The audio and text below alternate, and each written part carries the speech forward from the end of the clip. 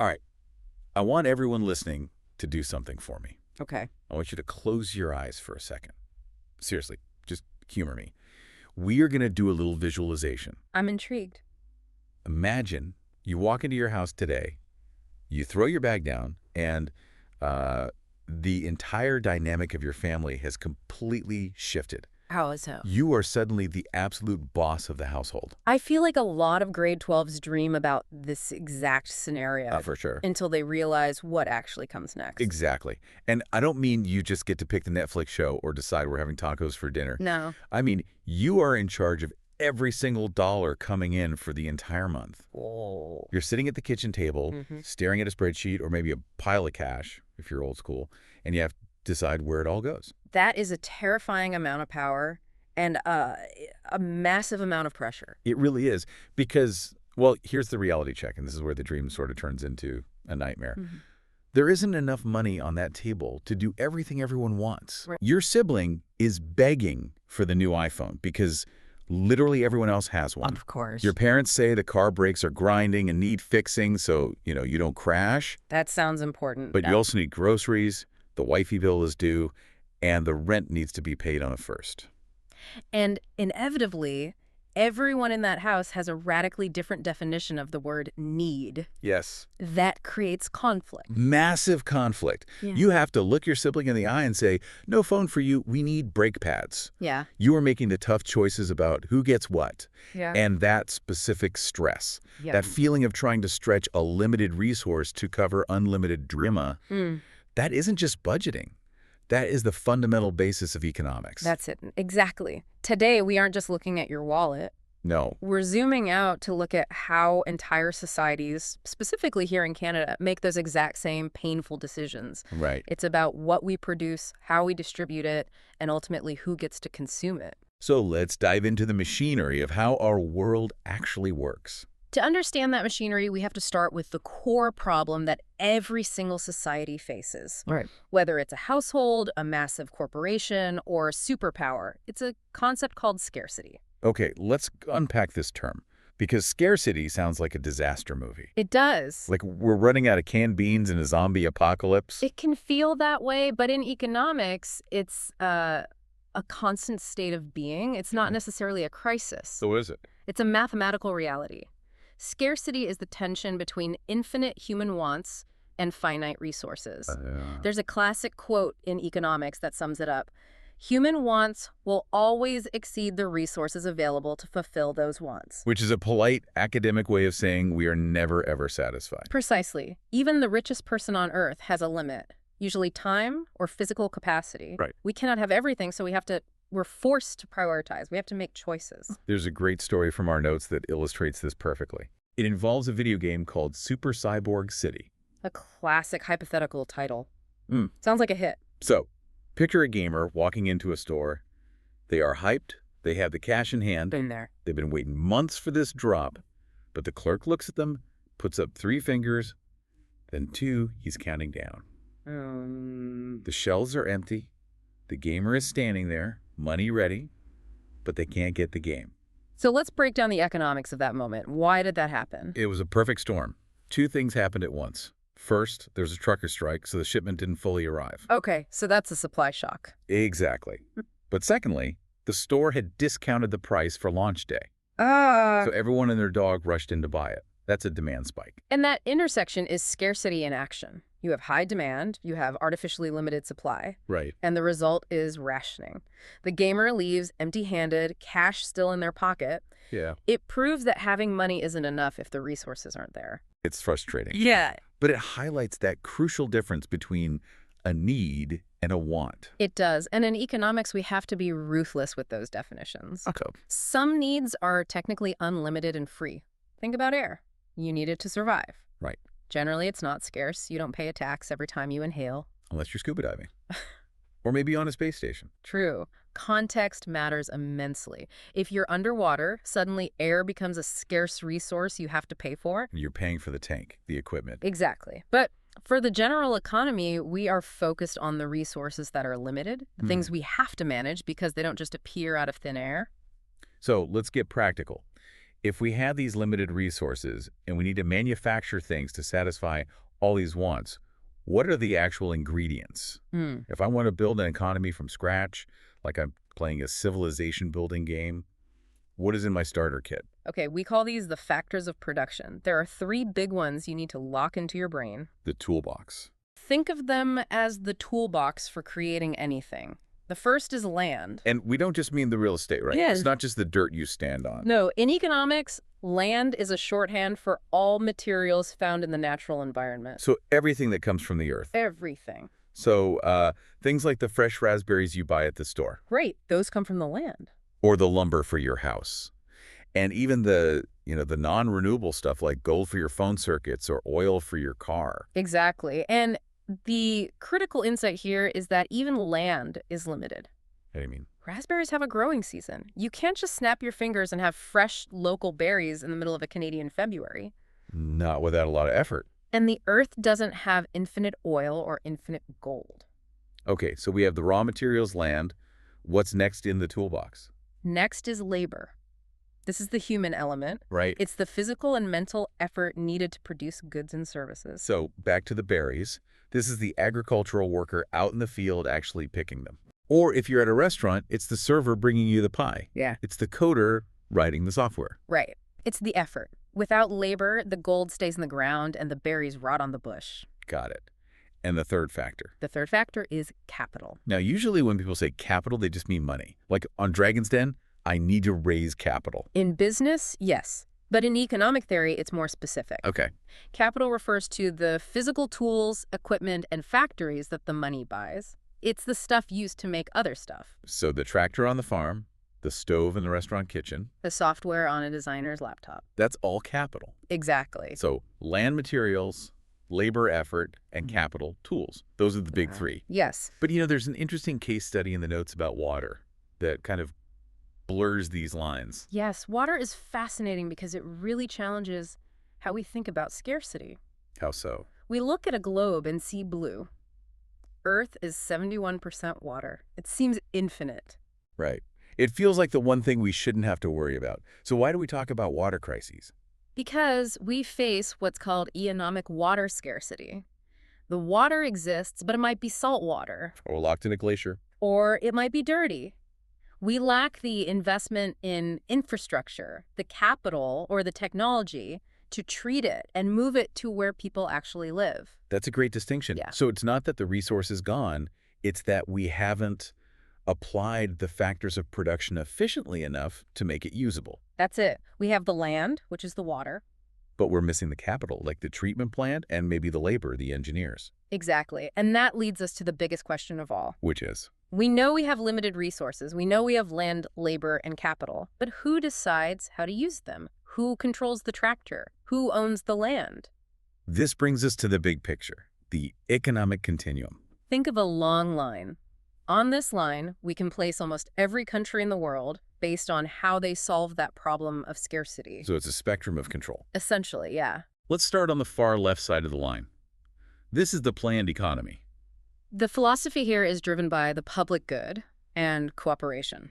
The core value is equity. Making sure everyone has what they need. Regardless of their ability to pay, yes. So in this system, who plays the role of the household boss we talked about earlier? The government. In a planned economy, the resources are publicly owned. Yeah. The government decides what to produce. Say, they decide the country needs 500 tractors and 1,000 tons of wheat this year. They decide how to produce it, and they decide who gets it. Right. As a consumer, you don't really get a vote. And the historical figure usually tied to this idea is Karl Marx.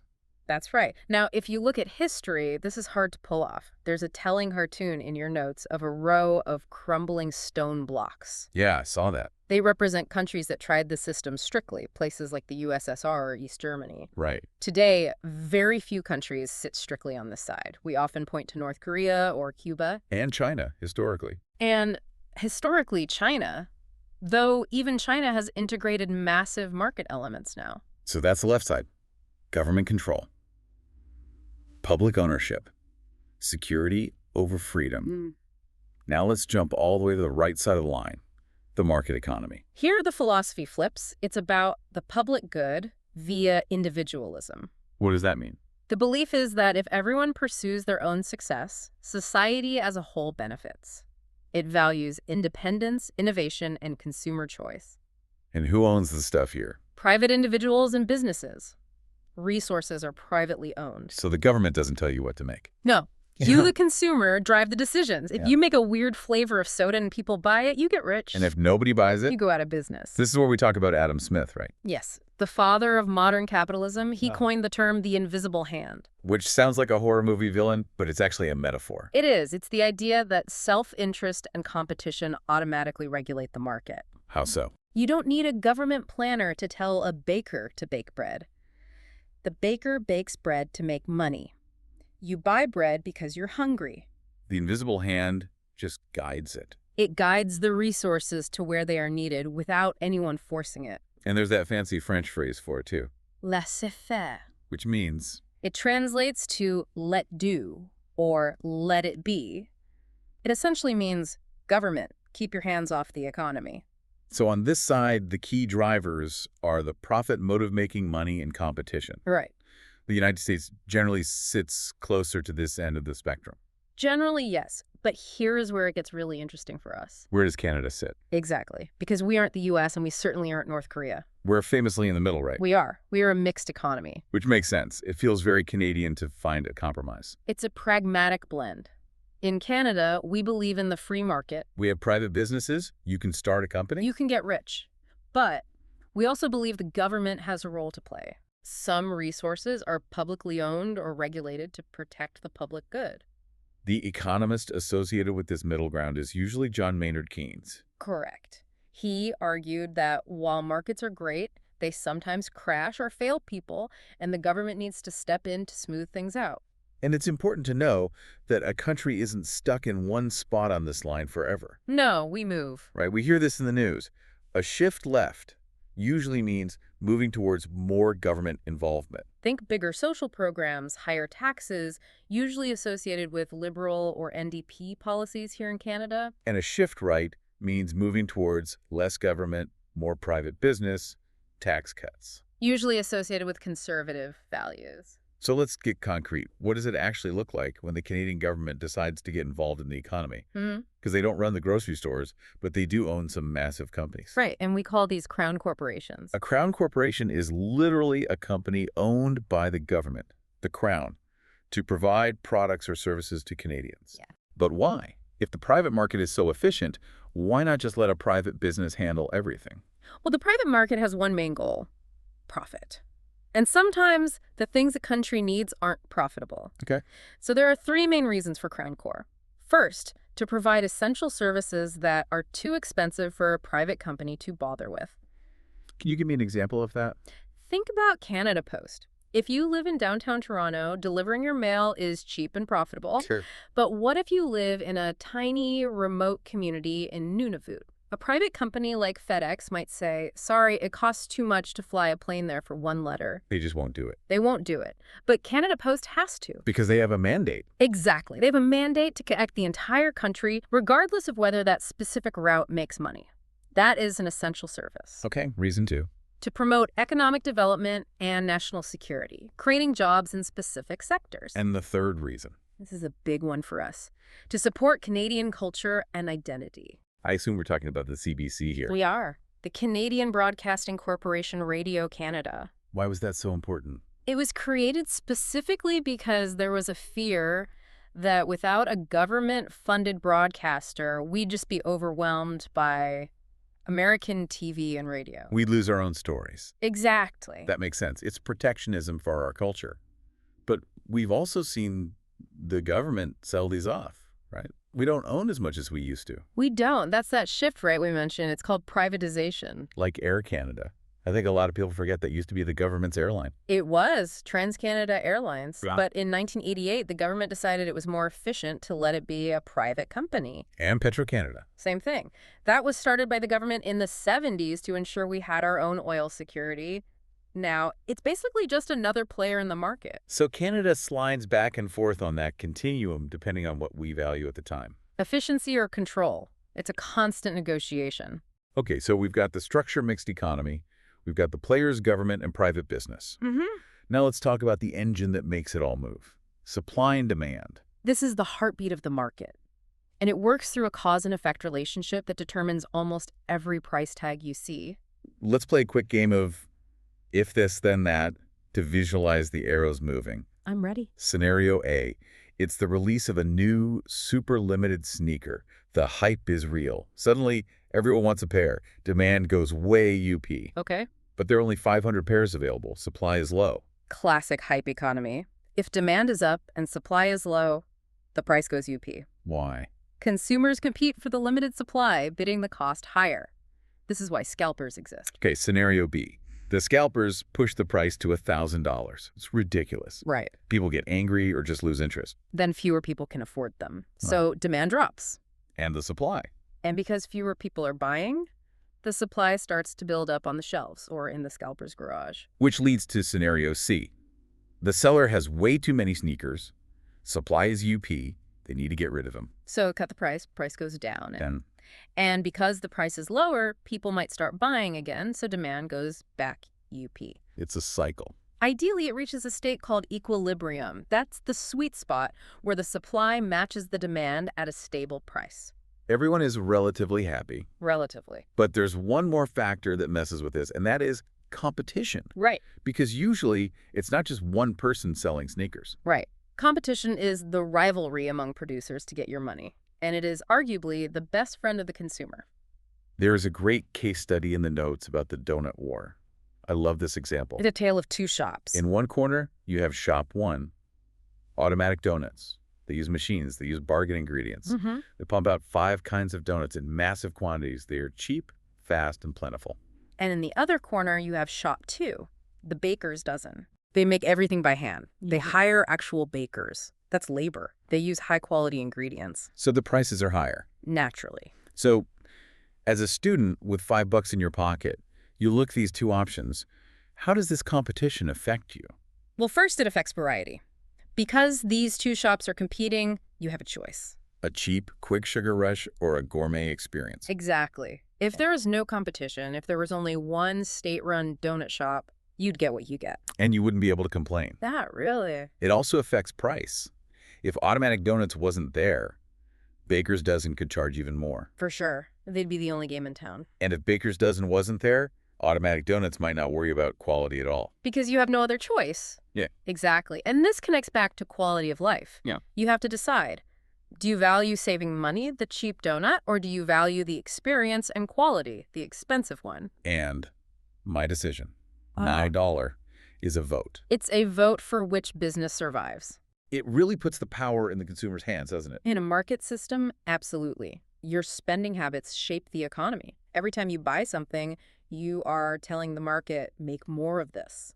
So what does this all mean? We've covered a massive amount of ground today. We really have. We started with the stress of you managing your household budget. And realizing that scarcity is the core problem. Unlimited wants, limited resources. We unpacked the toolbox, the factors of production, land, labor, and capital. And we saw that even something as basic as water requires capital to be useful. We walked along the economic continuum, from the planned economies on the left Security and equity. to the market economies on the right, Freedom and profit. and landed in the middle with Canada's mixed economy. That's right. We saw how Canada uses crown corporations like the CBC to protect our culture. But also shifts right by privatizing companies when efficiency is the goal. And finally, we broke down the mechanics of the market. How supply and demand dance together to set prices, and how competition ensures you don't get stuck with bad donuts. Before we wrap up, I want to leave everyone with a provocative thought. Okay. We talked about how supply and demand works naturally, but does it always? That's the critical thinking piece. Ask yourself, what happens if the supply of a product drops? We know price goes up. But more importantly, why might the demand for a product go up artificially? That is the billion-dollar question. Do you really need that new phone? Or did a really good marketing campaign make you feel like you would be socially irrelevant without it? Right. What role does advertising play in hacking your brain to turn a want into a need? It creates artificial demand, which drives up prices. It's worth thinking about next time you're about to tap your card. Are you buying it because of scarcity or because of psychology? Good question. Totally. All right, let's see if you were actually listening or just thinking about donuts. It's time for a quick check your understanding. Okay. 3 questions. Question 1. What are the 3 factors of production required to create goods and services? Okay, think about the toolbox. The answer is land, labor, and capital. Question 2. On the economic continuum, does Canada sit on the side of a planned economy, a market economy, or a mixed economy? We're the polite ones in the middle. The answer is a mixed economy. And question 3. In a supply and demand cycle, if the demand for a new sneaker goes up, but the supply remains low, what happens to the price? High demand, scarce product. The answer is the price goes up. Well done. Remember, economics isn't just lines on a graph, it's the choices you make every single day. Thanks for diving in with us. Catch you on the next one. Goodbye, everyone.